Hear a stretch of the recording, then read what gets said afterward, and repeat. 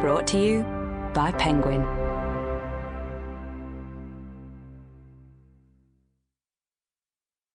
The House on the Lake by Nuala Ellwood.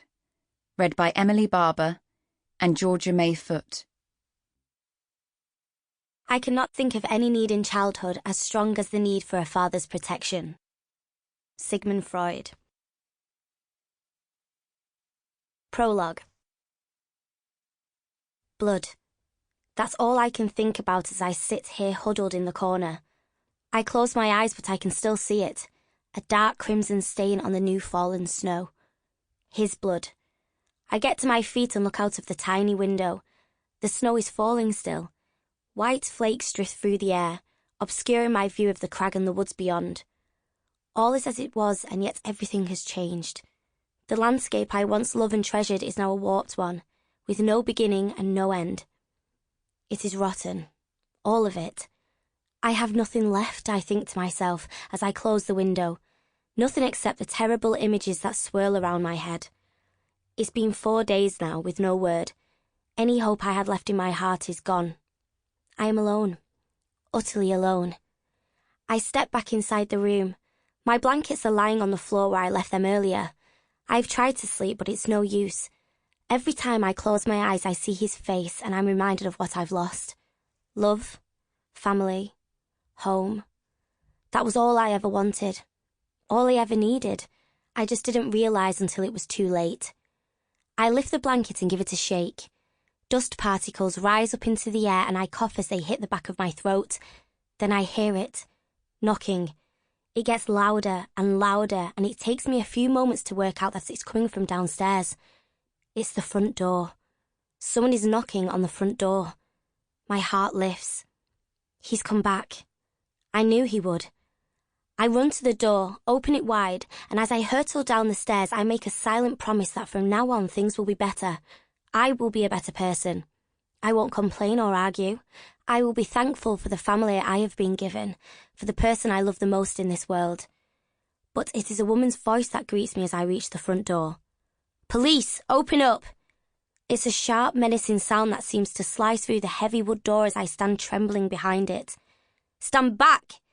There's a pause followed by an almighty thud as the door is broken down and 2 uniformed officers, one male, one female, rush towards me and grab me by my arms. It happens so quickly I barely have time to catch my breath, though as they lead me outside I manage to catch a few of their words. And then, in those final moments before they take me away, it all makes sense. The silence, the blood, the nightmares.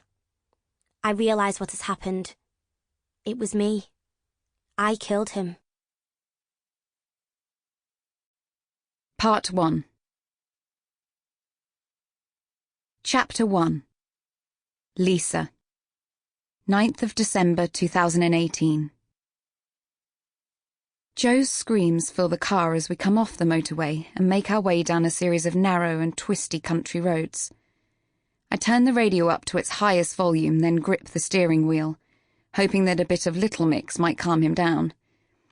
I sing along too at the top of my voice and pretend that everything is perfectly normal, that we're off on a fun, festive trip, my little boy and me. I try not to think about Mark and what he'll do when he finds out we've gone, but his voice is everywhere. I can hear it in my head above the music, dripping with menace. You silly fucking bitch. What the hell have you done? I turn the music up, but Mark's voice merges with it. Behind me, Joe starts wailing. Want Daddy? Want Daddy? My heart starts to pound. The familiar prelude to the panic attacks I've been getting recently. Turning the radio off, I slowly exhale, remembering the technique I learnt at the mindfulness class they made me take.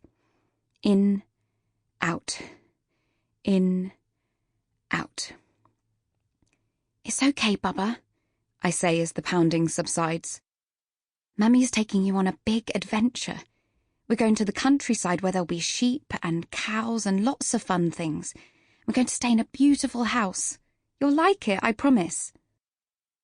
I look at his face in the rearview mirror. His big blue eyes are red and swollen with tears. His bottom lip quivers as he turns his head and... Sample complete. Ready to continue?